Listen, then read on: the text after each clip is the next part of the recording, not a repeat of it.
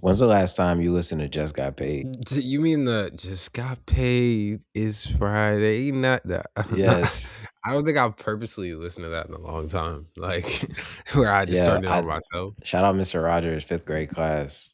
I was listening to that the other day, and I tried to transport myself back to the 90s, like working a 9 to 5 when you can, like, afford a home, and your paycheck actually gave you money to go out and do stuff and, like, not ruin your life. Go listen to that song again. Bro, looking fly on the hunt, and it feels so right. Bro, I can imagine people in the mirror doing a thing, like, getting right, you know what I'm saying? Like, that song was perfect for the time and produced by Teddy Riley, and I just started to go down the Teddy Riley rabbit hole. His production is so distinct, and he's done so much, and I feel like not enough people give that sound enough credit. Working in banking, people always talk about when they used to have to sit in the lines to cash their checks because people didn't have checking accounts and stuff like that. So like for it to be that song definitely represents that. You could definitely see it in his little hoopty driving to the bank trying to just got paid. The sound that type of production created was called New Jack Swing, and Teddy Riley created it. Um, he was from New York, but he moved to Virginia.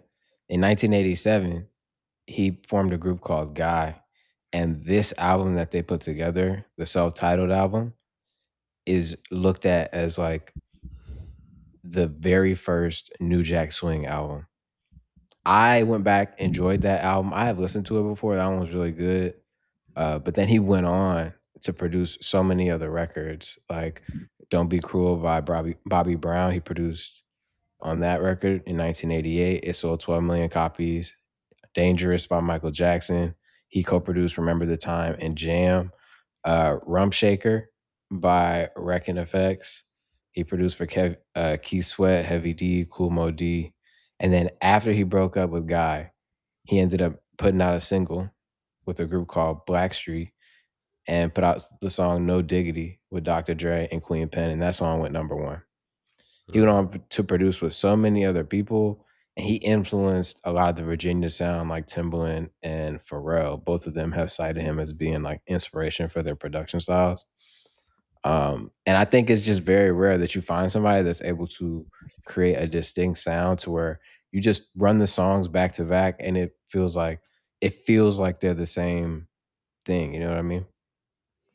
Yeah, you could definitely hear the influence through that whole era. Like that sound was really distinct, especially when you're talking about people like Velvet DeVoe, Bobby Brown. Like those people ran the '90s. Those people were definitely some of the most important artists that were coming out of the '90s. And I think it's cool to see those waves of R&B, like how they came together. Doing more so on the ballad side when it was Etta James and Marvin Gaye and like the older generation versus getting into the new jack swing neo soul era where there was that contrast between those two types of R&B. So definitely cool to see Teddy Riley is now. I don't even want to call him underrated, but he's definitely one that people don't talk about I would enough. say underrated. I would say You would? underrated. I think that's a valid. Yeah, I think he's still like people recognize him as an important figure in music, but not as important as he probably should be. You know what I'm Mm. saying? Like that period of like the late 80s, early to mid 90s, he kind of ran that. Like he had his own sound. You know what I mean? Like that's very hard to do. And then he collaborated with the biggest artist in the world, Michael Jackson at the time, and put out a banger. Remember the Time. Generational banger, no pun intended. Shout out Teddy Riley. Yeah, I think part of it is also like the producer never gets as much credit as the artist because it's like the artist gonna be front facing, but crazy. That's